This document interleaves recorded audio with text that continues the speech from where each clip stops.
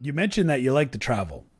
And Hmm. I know because when we had talked when you were in Florida, you were showing me it looked like this Google Maps thing, and you had at the time it might have been hundreds, if not thousands, of pins, and I would be like, what are all those pins, bro? Like the whole country was blanketed in these pins, and you're like. That's each pin represents a store, a new store that I've gone in source. And I was doing some research and I saw that you've been to, at least at the time that I had looked, you've been to over 5,000 stores in the US. Yeah, I'm at over 7,000 now. Whoa, But yeah. 7,000 stores. Tell me about that. Like what was your thought process when you were well, first of all, how are you logging them? Is it through Google Maps? Like what are you doing to log them? And then two, are you logging them to say, "Hey, I went to all these," or is it kind of like I know what products are in these stores? So I do a mixture of all that. So you just on Google Maps, there's an option to hit save and you can put a little icon or color, but then you can also put a note in that store. So like if I'm traveling, I'll put the date I went there, January 1st, 2024. I spent $650 at the store. I'll put a little description of what I bought and I'll put something in there like this is a good store. Return to the store if you're in the area. They have good clearance here when you come through. I'll even put a note like, oh, I left XYZ to see if it's there next time I come there, or check to see if they stock these. And then also, if I meet an employee or a manager that was nice, I'll put their name in it because Uh-huh. that right there is probably one of the best things that has helped me make relationships and get more products on top of that as a bonus. So like I would go into say a video game store and I had like a manager, Sarah, I don't know, whatever, who was super helpful to me in say North Carolina, Charlotte. And I Hmm. would put her name in the thing, how much I spent, blah, blah, blah, blah. And then say, just in case I ever come back to that store. And like I actually had this happen, whatever. Sarah just made the name up. I went back to that store like a year later. I happened to be on a road trip, happened to be in that same town again.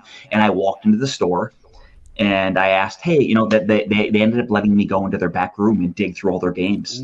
Sarah did or whatever Ooh. the fake manager's name is. Real Dude, story, fake that's name. golden. That's And golden. so yeah, and they let me scan like for like an hour, and I ended up making a couple grand off this store. But I put all this in my notes, and I went back like the following year, and I'm like, hey man, I was here about a year ago.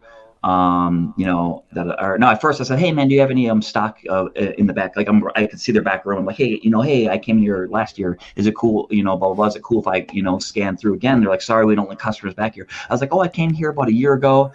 Sarah was the manager then. And they're like, oh man, Sarah's not here anymore. I'm like, and they're like, oh, Sarah? I'm like, yeah, I came in about a year ago, and she actually let me dig through the back case there, and I was able to buy a bunch of games, and like, hung out with them for like an hour. Like I chatted with the manager, the employees, like we're Hmm. cool and like having good conversations.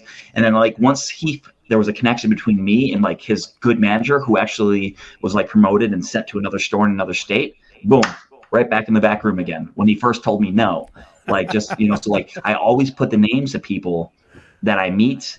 And, I don't ever like when I go make relationships, like me getting any product is like a bonus. Like like I try to like, from the book, a quote that from How to Win Friends and Influence People. There's this quote in there that I love and that I try to live by this is like, um, you every time you meet somebody, whether it's for a quick minute or a lifetime or whatever, it's like you either leave them better off or worse off in life. And so everyone that I meet, even if it's for a quick moment, I want to try to leave them in a better place.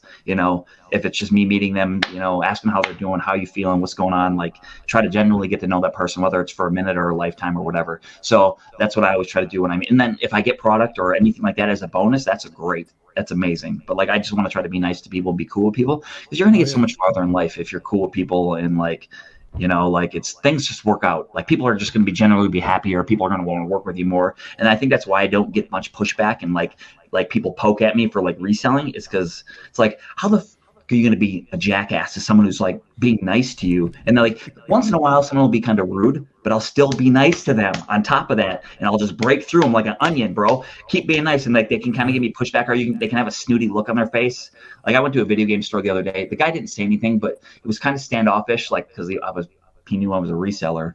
Yep. And Yep. I just kept being nice to him. Hey man, how's your day going? How you doing today? How are you feeling? Just like and he was kind of, by the end of the transaction, he was like my buddy, but he was like very standoff. Like, so it's like, you just like peel people like an onion sometimes, like, and just be nice to them. Like, don't let the personal, how they are, how they're feeling get to you, because like, you know, you don't know what everybody's going through. Or what's And I'm going gonna say, God bless you, Jamison, because you have a lot more patience than I do. With, you know, I've always had, you know, those of you that have seen my last channel in reselling, you know, I have a very low tolerance for certain situations, and I won't even get into it. But God bless you. Yeah. But I can tell you, listen, I can them. tell you now, as I stand here today, that I actually 100% agree with you. If you had asked me this 1, 2, 3 years ago, I'd be like, dude, you're wrong. You know, fuck these people. You got to give it to them back. They're talking shit. You got to talk shit back. Fuck them. Like, or they're going to keep doing it to other people. But I feel like I've matured in my own mental. And I think I had to take a step back away from what I was into. You know, I was in I was in 8 to 10 Walmarts a day, every fucking day, 7 days a week for like 3 years straight, dealing with different scenarios and situations. And eventually just something hit me and I was like, I got to stop this. I need to take myself out of this. Bro. Because I felt myself molding, because I enjoyed creating content. I felt myself molding towards a content creator that I didn't want to be versus what I wanted to be, versus how I started. You know what I mean?